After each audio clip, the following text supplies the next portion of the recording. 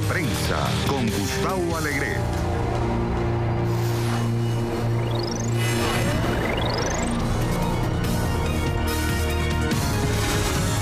Nuevos paquetes bomba en Estados Unidos, ya van 9. ¿Tiene razón Trump en culpar a los medios por el clima hostil que vive el país? López Obrador anuncia quiénes serán los jefes militares en su gobierno. ¿Qué nos dicen estos nombramientos? Agreden a la líder opositora venezolana María Corina Machado. ¿Quién es responsable? Y lo que para muchos era impensable se dará mañana. El primer ministro japonés Shinzo Abe y el presidente chino Xi Jinping se reunirán en un encuentro bilateral. ¿Podrán mejorar sus relaciones? Comienza Club de Prensa desde Washington con Gustavo Alegret. Club de Prensa es patrocinado por Tecnoglass, Allusions y Energía Solar IS Windows.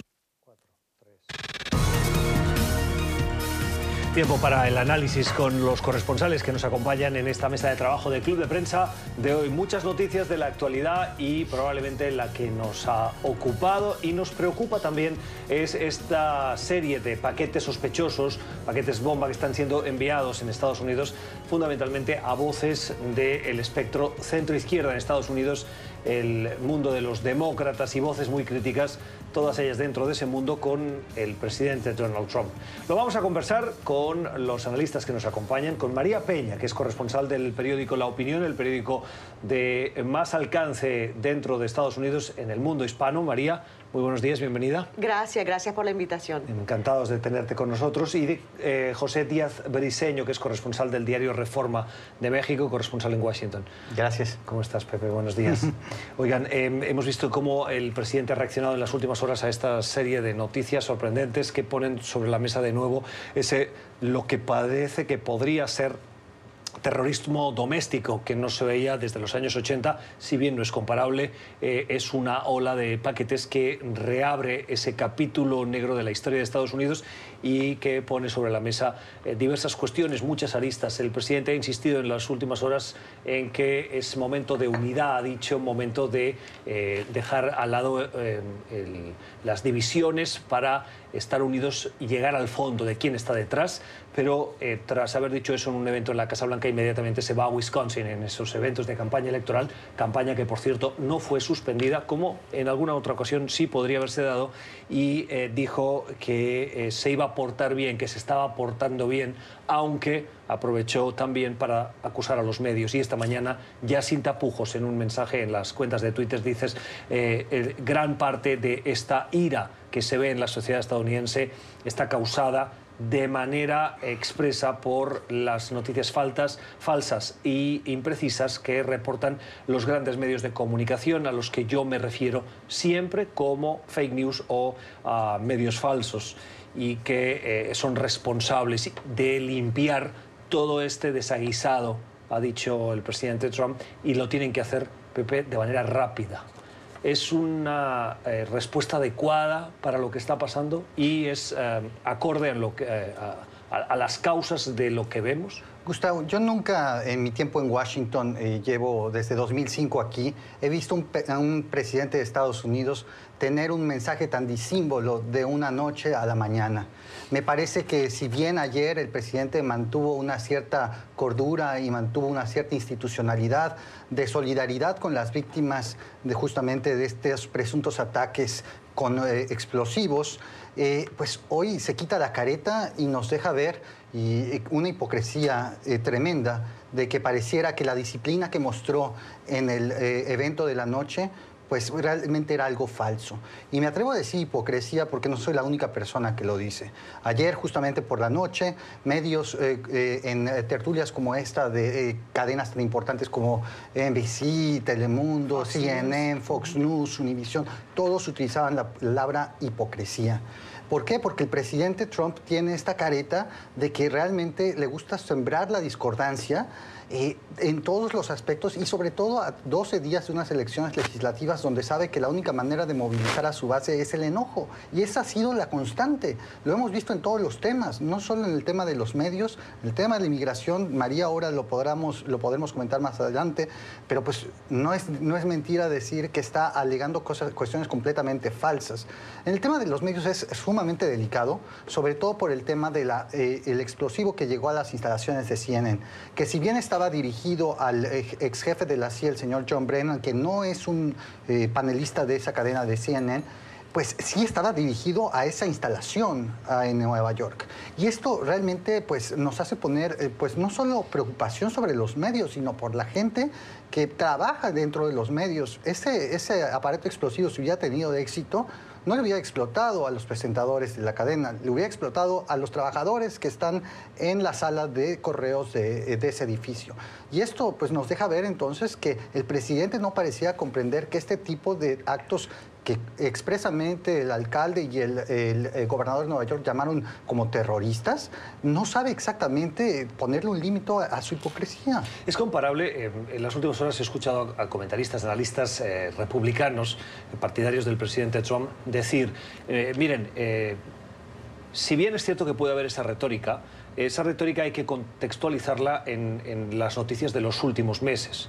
Y hubo un tiroteo recientemente y se basan mucho en esos hechos para contrarrestar y poner lo que está sucediendo con lo que sucedió entonces. Un tiroteo que se produjo muy cerquita de aquí, en Virginia, mientras un grupo de legisladores republicanos organizaban un campeonato de béisbol en el que lo que pretendían era recaudar fondos de manera solidaria para una causa. Y se presentó un individuo que había sido, no lo era en ese momento, pero había sido admirador de Bernie Sanders y que había trabajado como voluntario, no como parte de la organización, sino como voluntario. Un voluntario puede serlo cualquiera que se aproxime a cualquier campaña. No le quito mérito ni le quito importancia, pero fue voluntario de Bernie Sanders.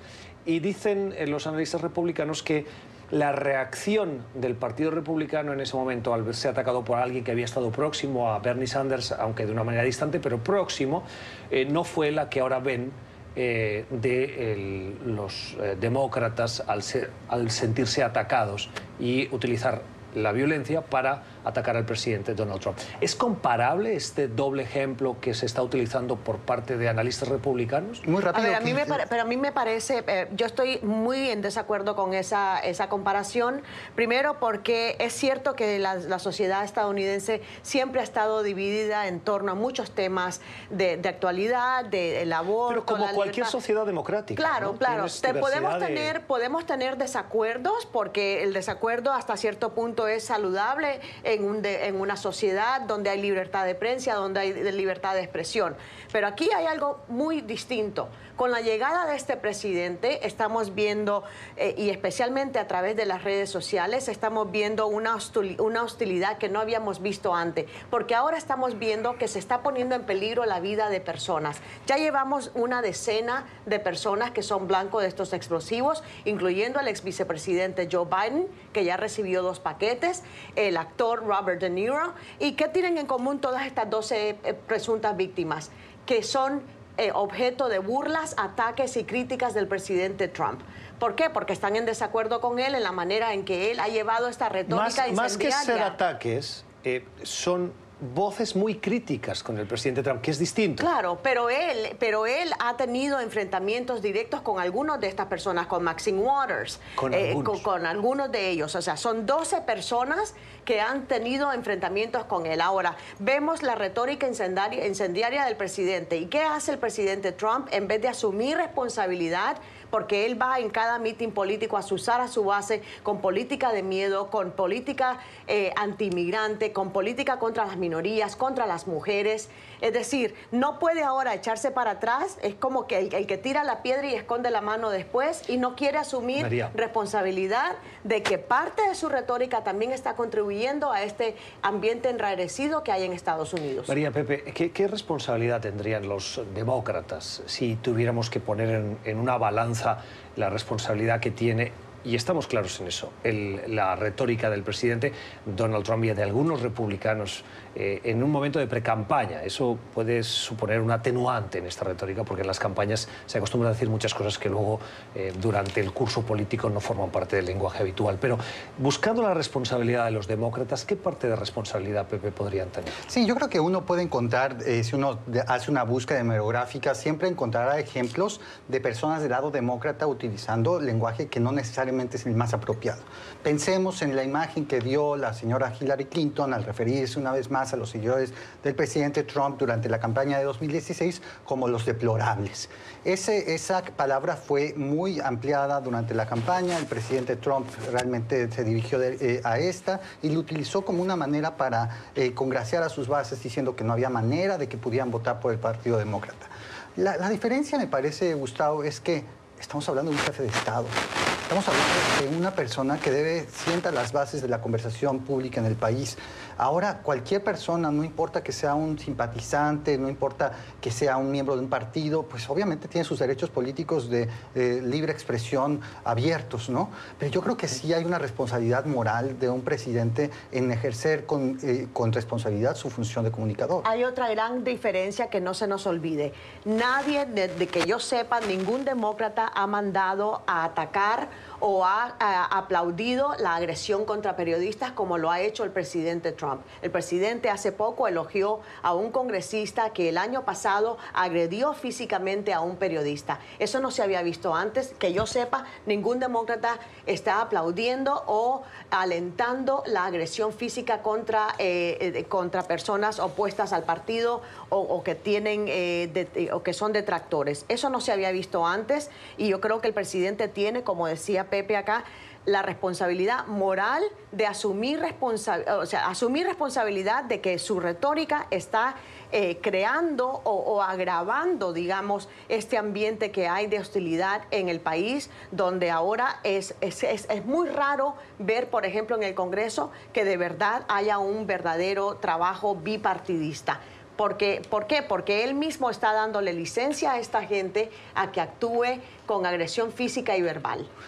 Yo creo que es importante resaltar que aquellos que hemos estado en algún meeting, un rally del presidente Trump en esta campaña electoral permanente que tiene desde 2016, los medios que hemos podido acudir y estamos justamente en el corralito de la prensa atrás, cada vez que el presidente se refiere a la prensa como mentirosos, como fake news, noticias falsas, los seguidores se voltean y empiezan a lanzar gritos. Es un sentimiento, yo he estado ahí, realmente impresionante y de hostilidad, que esta es la parte que a mí me preocupa sobre. Ese nivel de ambiente en contra de los medios en general, sin distinción, ¿está en un punto en el que ya los periodistas pueden ser objeto de agresiones? Claro. Claro, yo tengo una compañera, Cecilia Vega, que es corresponsal junto conmigo en la Casa Blanca, y ella ha dicho que para ir a cubrir eventos de Trump le tienen que poner guardaespaldas, le tienen que proveer seguridad, porque ya no se sienten seguros de que van a poder hacer bien su trabajo sin ser agredidos. O sea, no es un invento, está ocurriendo, yo lo he visto, Pepe lo ha visto también. Entonces, no podemos dejarlo a la suerte. La gente se siente envalentonada por un presidente que les dice que está bien actuar con violencia. Y yo creo que aquí, para dejar clara mi posición, yo he visto a profesionales extraordinarios de medios considerados de la derecha, Fox News, por ejemplo, haciendo un trabajo de reporteo duro, claro, firme en el terreno, reporteros excelentes, están cubriendo eventos, y también ellos deciden quitar el símbolo de su cadena cuando están entrevistando a personas para evitar cualquier tipo de agresión. A mí me parece que este llamado, no quiero que quede que solo estoy buscando que el presidente se corrija. Creo que todos nosotros tenemos que ser responsables sobre cómo actuar sobre los medios. Estamos a menos de 2 semanas de las elecciones de medio término, y lógicamente todo esto hay que leerlo con la óptica de una precampaña electoral, una precampaña que lleva a unas elecciones que, si bien no se eligen al presidente, tradicionalmente han servido como termómetro para la valoración de los 2 primeros años del mandatario en la Casa Blanca. Y en este caso eso sí se va a medir como un termómetro de la popularidad o de la aprobación del presidente Trump. ¿Qué impacto creen que va a tener lo que está sucediendo en esas elecciones? Bueno, Trump mismo ha dicho que esto va a ser un referendo sobre su mandato. Lo dijo él textualmente hace poco, que esto va a ser un referendo sobre su mandato, y ha querido destacar los logros económicos por las políticas de su gobierno, etcétera. Y hasta hace pocos días, hasta antes de que ocurriera esto de los paquetes, ha querido utilizar nuevamente, como lo hizo en el 2016, el tema de la inmigración ilegal como tema electoral. Le estaba funcionando bien, de maravillas, porque los medios lo único que cubrían todo el día, todos los días, era la llegada o el avance de esta caravana de migrantes. Se dan cuenta que en los últimos 24 horas ya no existe caravana de migrantes. Exacto. Como entonces, si las 7.000 personas se hubiesen evaporado. Es un punto muy importante porque yo he estado monitoreando a los grupos conservadores y comentaristas ultraconservadores de ultraderecha están diciendo ahora de que todo esto ha sido un invento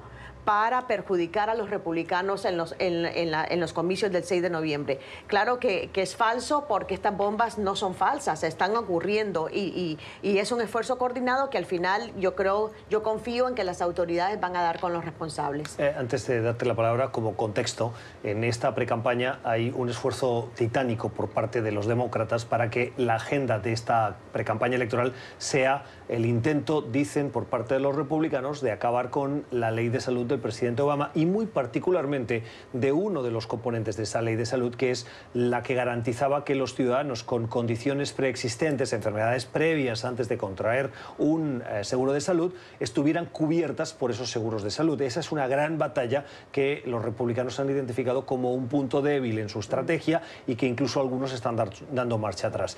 El presidente está haciendo de esta campaña, y los republicanos también, la bandera de la inmigración, particularmente con esa caravana de migrantes. Tenemos los demócratas con la parte de salud, los republicanos con la caravana de migrantes y la inmigración y la mano dura y la inseguridad vinculada a esa inmigración, y en este embrollo en el que estaba ganando, en mi opinión, la partida mediática los republicanos y el presidente Trump, aparecen las cartas, Pepe.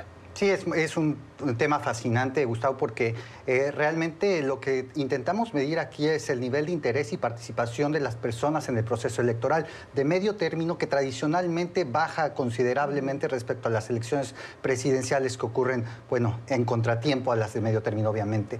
Es interesante porque el nivel de participación hemos visto en algunos de los estados teniendo una fortaleza tremenda. Hemos ya visto líneas para votar en Texas que no se veían en otras elecciones de medio término.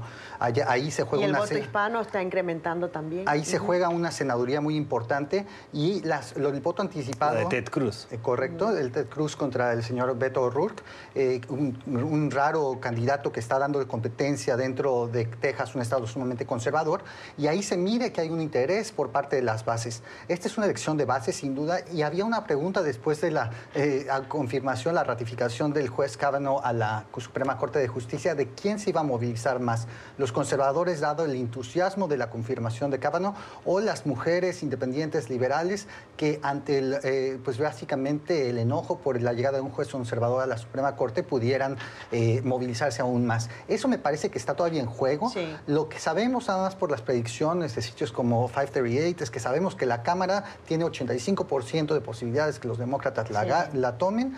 El Senado sigue siendo partida de los republicanos, sin duda. Pero por muy estrecho margen. Y distintas gobernaturas pareciera que los demócratas tienen oportunidad con nuevos candidatos. Pero también se les olvida el tema económico. O sea, los republicanos, por obvias razones, omiten de su agenda electoral hablar de los recortes de impuestos que en su mayoría han favorecido a los ricos y a las grandes corporaciones. Es interesante en estas elecciones. Miren, ustedes saben que las elecciones de medio término, si lo vemos en perspectiva, en las últimas siete, el partido del presidente que se encuentra en la Casa Blanca ha perdido de manera sistemática e históricamente presencia en las cámaras, excepto en una sola ocasión, que fue George Bush, tras los 2 primeros años de su elección, en la que remontó 6 y la anomalía de esa elección se producía por los atentados del 11 de septiembre que con 2 meses de antelación alteraban y daban un mensaje a los ciudadanos que devolvían ese mensaje a la presidencia diciéndole estamos contigo, esto no es bipartidismo, esto es estar con el presidente de los Estados Unidos. Vamos a hacer una pausa en este punto, al volver tenemos otros temas de la actualidad que los vamos a conversar en nuestra mesa de trabajo aquí en Club de Prensa. Ya volvemos. Tiempo de análisis, de trabajo en esta mesa con María Peña y con José Díaz Briceño. En las últimas horas en Venezuela se ha dado un nuevo episodio de violencia en contra de voces opositoras. En esta ocasión, una de las que está teniendo más prominencia, siendo una voz profundamente crítica con el gobierno de Nicolás Maduro, es la de la líder opositor María Corina Machado. En un evento, en la tarde de ayer, la exdiputada opositora fue en el estado de Bolívar asaltada por un grupo de personas, algunos de ellos con el rostro tapado, que la agredieron a ella, agredieron a su entorno, agredieron a los periodistas que le acompañaban y le robaron los equipos y pues la denuncia ha sido condenada tanto por la oposición en Venezuela como por voces externas, entre ellas en las últimas horas la del senador Marco Rubio, por ejemplo, que ha pedido que esto no quede impune, o la voz del secretario general de la Organización de Estados Americanos, Luis Almagro. ¿Se está dando un paso más en esa violencia para callar a las voces opositoras, llegando ya a niveles de las voces que forman parte de la representación de la oposición, es decir, de la pluralidad en el país? Bueno, o sea, de entrada hemos estado hablando en esta mesa de trabajo de violencia política y qué tremendo es ver ¿no? lo que realmente es la violencia política en regímenes que no son democráticos. Me parece condenable, obviamente, me parece triste y pues esto habla de un nivel todavía, un paso más arriba de lo que estamos viendo en Estados Unidos, ¿no? Porque ya estamos viendo un ataque directo a una opositora. Pero sería una ilusión, Gustavo, pensar que el ambiente en Venezuela es un respeto a las voces democráticas. A mí me parece que desde hace mucho tiempo, al menos unos 6 años, es muy difícil manifestar una opinión pública en la plaza pública sin que pudieran surgir grupos opositores intentando callarte. Es condenable. El vicepresidente Pence tiene en María Corina Machado una de las voces más importantes a las que apoya dentro de Venezuela. Será interesante el grado de involucramiento que tiene la administración Trump sobre estos incidentes porque, una vez más, por bien en el hecho de condenar esta violencia, pero también para mal, la explotación que está haciendo del tema venezolano la administración en este momento abre la puerta a que utilicen esto para un momento tan álgido para condenar aún más y poner pues, otra vez más este sentido de urgencia en esta elección, ¿no? A mí me parece que es condenable, obviamente, la violencia venga de donde venga o dirigida contra quien esté dirigida, pero también me parece que tenemos que volver al tema de la responsabilidad, porque este cable dice o está responsabilizando a una, entre comillas, turba chavista, pero si el grupo no es identificado, no ha sido identificado, ¿cómo es que sabe el 20 Venezuela que es una turba chavista, ¿no? Yo creo que hay que asumir responsabilidad, que hasta que no se abra una investigación y se sepa quién está detrás de esto como autor intelectual, pues yo creo que tenemos que tener cuidado sobre a quién repartimos culpas. Y dicho eso, también, por ejemplo, el vicepresidente Pence... Déjeme decirle, en Venezuela no pasa nada sin el control del chavismo. Entonces, que un grupo de encapuchados armados ataquen a una de las voces que, además, en televisión, el líder del Partido Socialista Unificado de Venezuela, Diosdado Cabello, la ha acusado, incluso la ha amenazado, se me hace muy difícil no pensar que son actividades que pueden estar estimuladas como mínimo desde el chavismo. El chavismo como entendido como ese movimiento que hoy controla la política, el gobierno y todos los estamentos de la vida pública, con la excepción de las voces de la oposición. Cuando Diosdado Cabello en su show Con el mazo dando, que ya el título tiene su injundia, pone en la mirada a María Corina, luego pasa esto, no podemos desvincular una cosa de la otra. Ya, pero como periodista yo creo que tenemos responsabilidad en cómo citamos estas fuentes, ¿no? Por lo menos decir que se cree que son chavistas, ¿no? No dar por hecho algo que no se ha establecido como un hecho. Y quiero traer a colación, por ejemplo, lo que dijo el otro día el vicepresidente Mike Pence, hablando de responsabilidades. Él dijo que el presidente de Honduras, Juan Orlando Hernández, le comunicó que grupos de izquierda financiados por Maduro, por el gobierno de Venezuela, están detrás de esta caravana migrante. Yo creo que eso es una máxima irresponsabilidad, porque si no estás ofreciendo pruebas, no puedes estar echando leña al fuego, creando ya un sentido peor de lo que ya está. Obviamente el gobierno venezolano tiene sus propias culpas por todo lo que está pasando al interior del país, pero no echemos más leña al fuego sin proveer pruebas. Pepe. Sí, yo creo que son dos cosas distintas. Me parece que francamente se puede condenar las dos cosas de manera distinta. Yo creo que el tema de la violencia, quien sea que haya atacado a una líder, me parece que es condenable. Me parece que no hay que perder ese eje. Diríamos lo mismo de cualquier otra figura política del otro espectro. No sabemos 100%. Yo no he hecho reporteo en Venezuela en este momento, pero yo creo que el que hayan golpeado a María Corina Machado en la calle abiertamente es pues terrible. Vamos a cambiar de asunto, si les parece. Vamos a irnos al continente asiático. Mañana en Pekín se va a producir una cita que era impensable en los últimos 4 o 5 años de dos rivales históricos. Nos estamos remontando a tiempos de la Segunda Guerra Mundial. La Segunda Guerra Mundial, si no estoy mal, acabó en el año 45. O sea, han pasado décadas. Mañana se van a reunir Xi Jinping, que es el presidente chino, y el primer ministro japonés Shinzo Abe. Ambos mantienen como responsables de países profundas disputas históricas que se remontan a ese tiempo de la Segunda Guerra Mundial, pero disputas particularmente recientes, sobre todo por el expansionismo chino en lo que se conoce como el Mar de la China. Japón ve esas ansias expansionistas de China como una amenaza y han optado, en cualquier caso, por dejar de lado esas diferencias para lo que un analista decía, un acercamiento de conveniencia.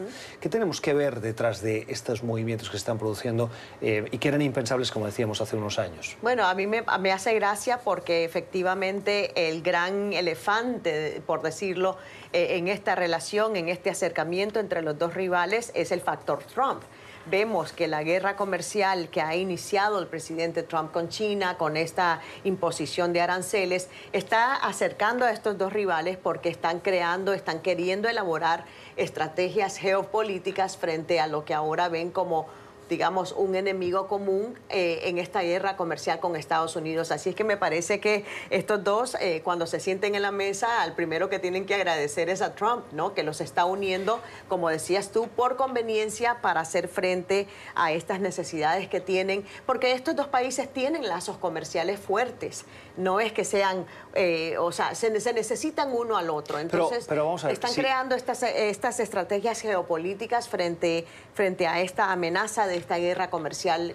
Pero si seguimos el hilo de tu argumento, yo vería más a Japón alineado con Corea del Sur, en contra del acercamiento que Estados Unidos está teniendo con Corea del Norte.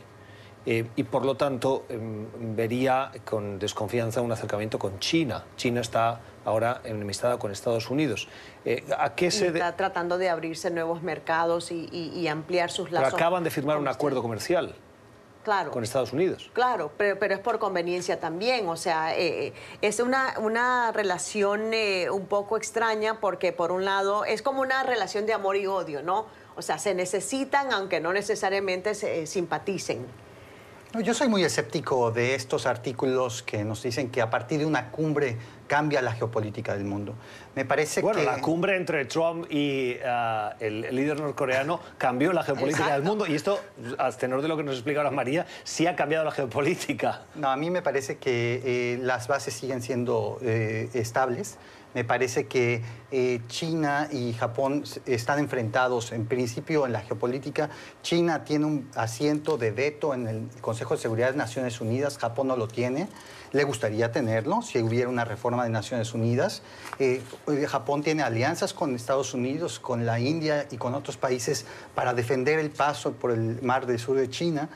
También en el tema comercial, Japón acaba de firmar el TPP-11, el TPP sin Estados Unidos, que básicamente es una alianza de comercio para enfrentar a China en Asia, con otros países de Latinoamérica que como Chile o México. El impulso del presidente Obama precisamente para contrarrestar. Correcto. Entonces, eso está en juego y me parece que si bien hay un intercambio comercial amplio, incluso en el tema comercial hay enfrentamiento tremendo. ¿Por qué? Porque Japón es el representante de democracias liberales que juegan en circuitos como la OSD y que respetan las reglas de la Organización Mundial del Comercio. Se está viendo en este momento conversaciones para cómo reformar la Organización Mundial del Comercio y protegerla ante los embates del presidente Trump.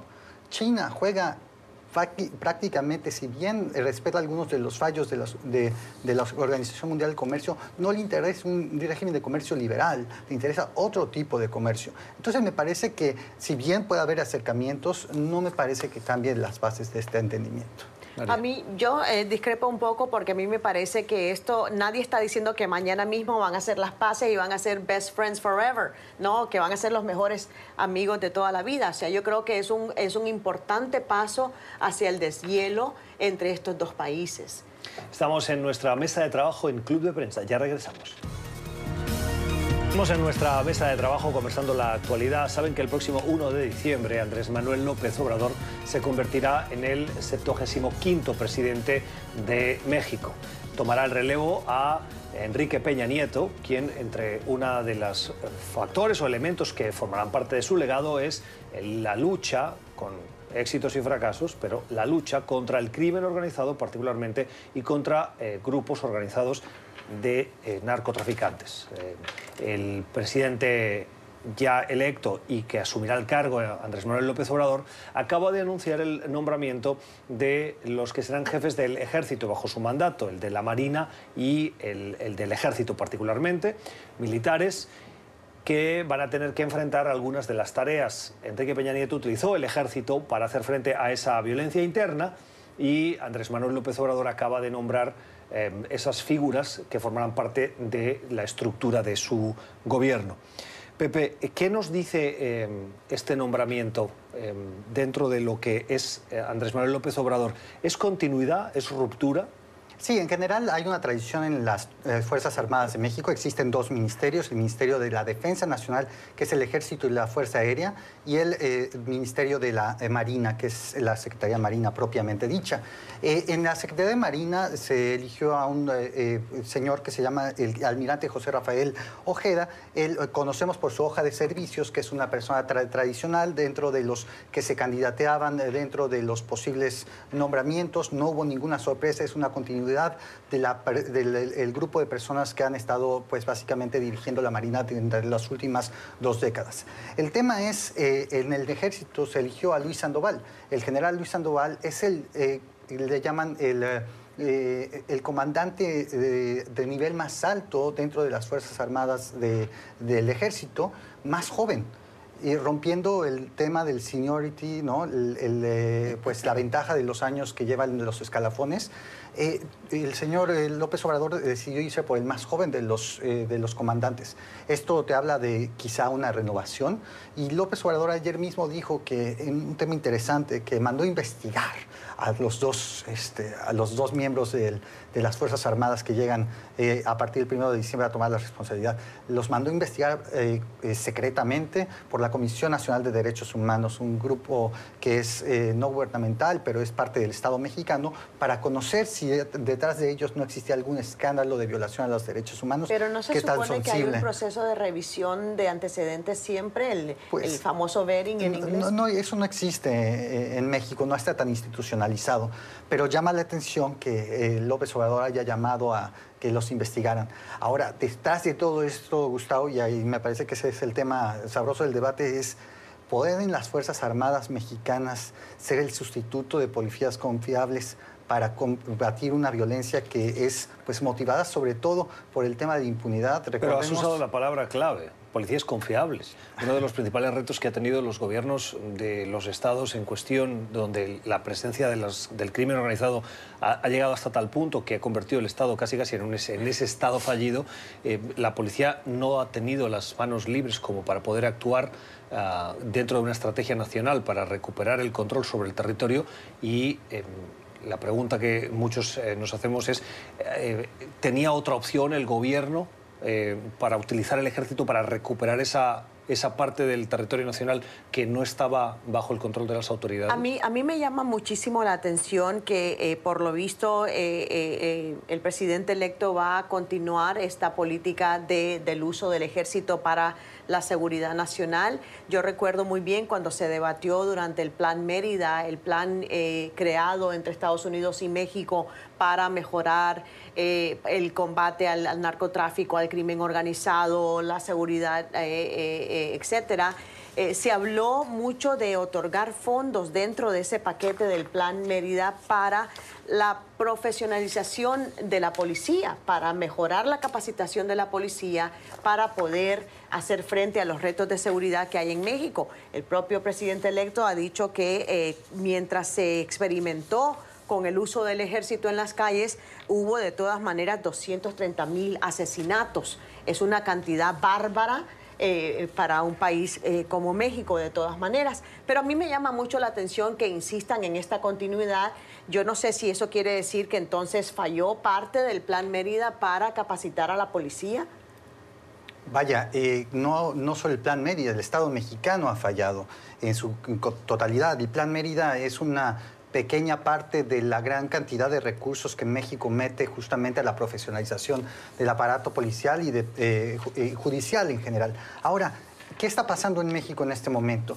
Como bien recordaba María, durante la campaña el presidente López Obrador, el presidente electo López Obrador, había dicho que no iba a utilizar más soluciones de fuerza, que iba a cambiar la estrategia, que no se iba a usar más a las Fuerzas Armadas.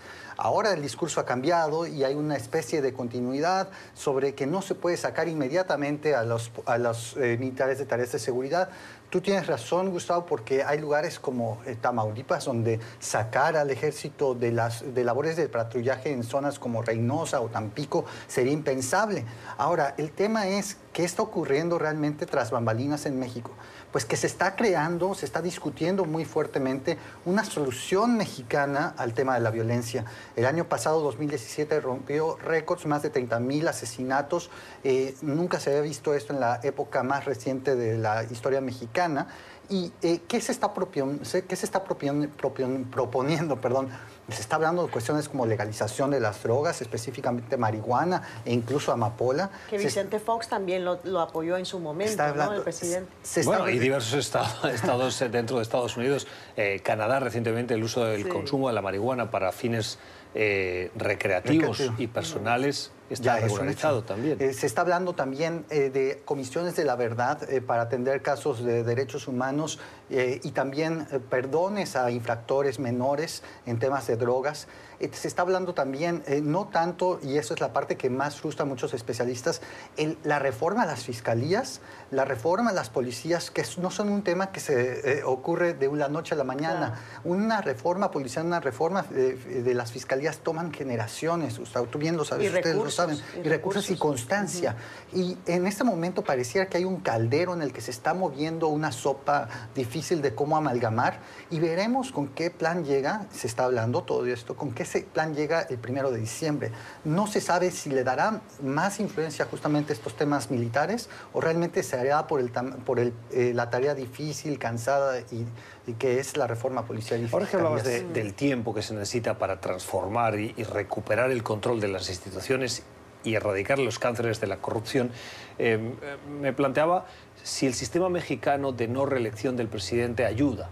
Es decir, las presidencias en México son de 5 años, de 6 años. 6 años. Cada 6 años tenemos un presidente y esos presidentes no se pueden reelegir.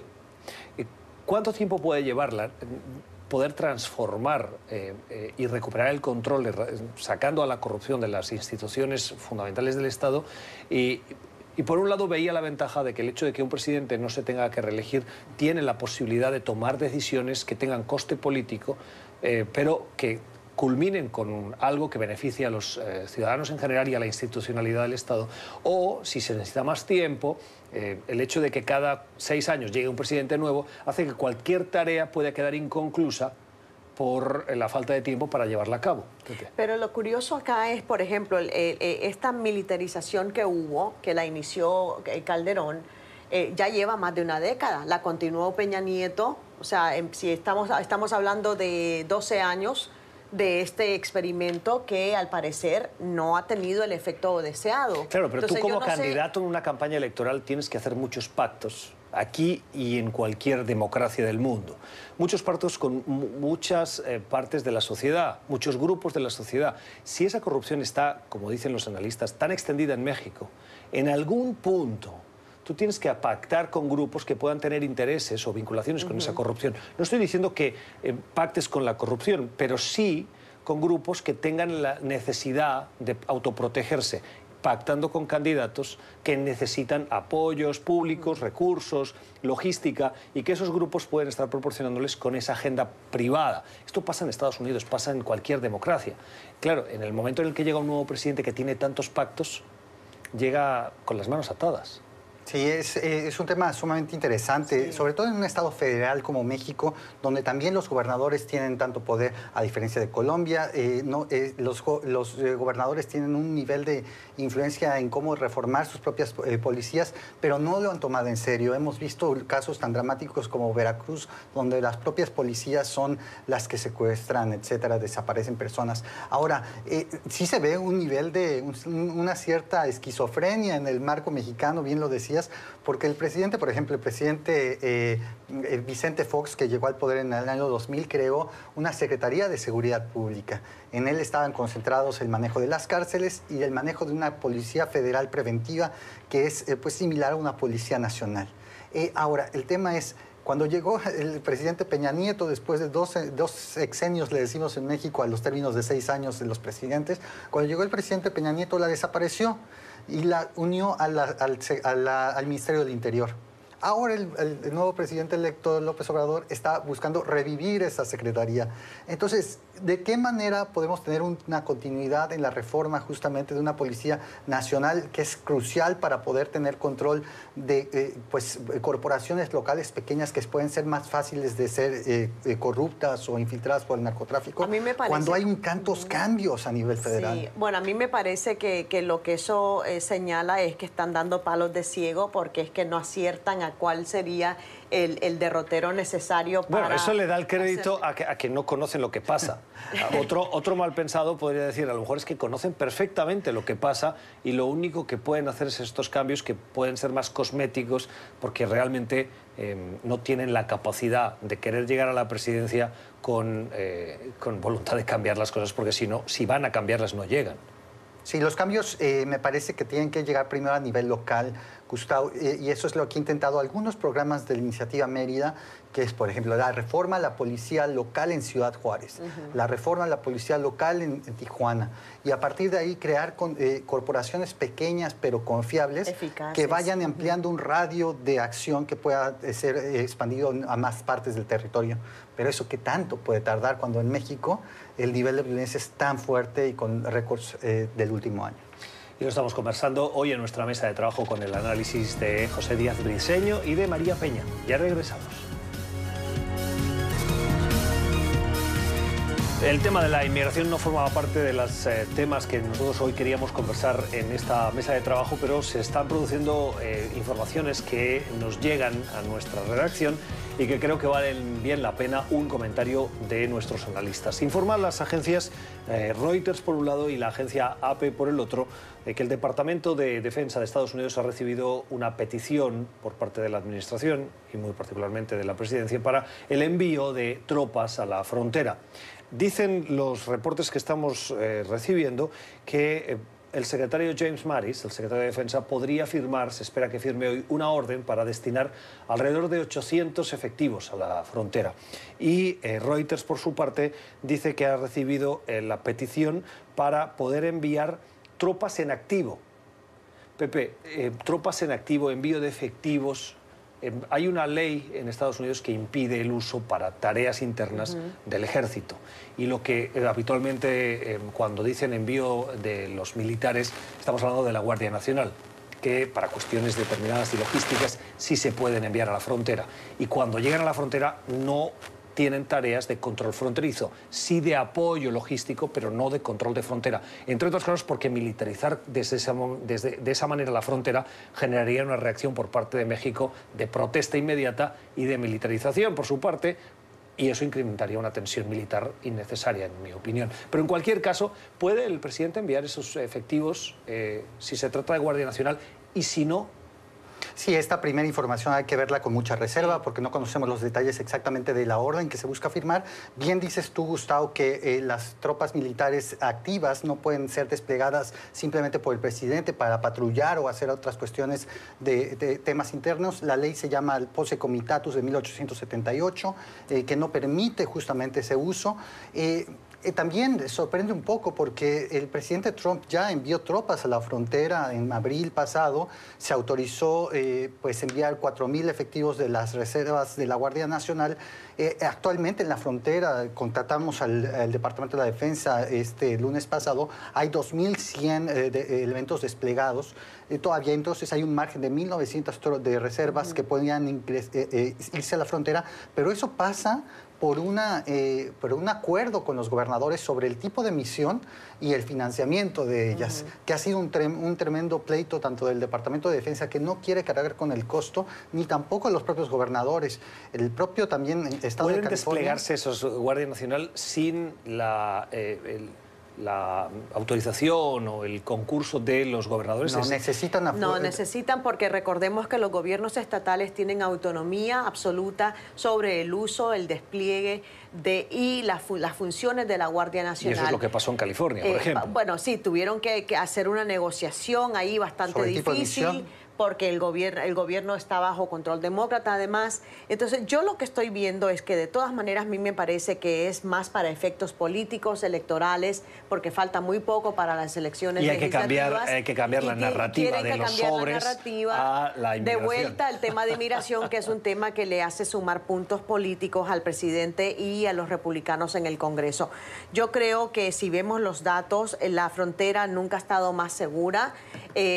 Obviamente han querido atizar el miedo a que Estados Unidos está bajo ataque o una supuesta, entre comillas, invasión, pero tenemos que ver los hechos tal como son. La propia patrulla fronteriza te dice que en promedio arrestan a más o menos 1,000 personas por día en la frontera, y que creo que incluso podría ser más.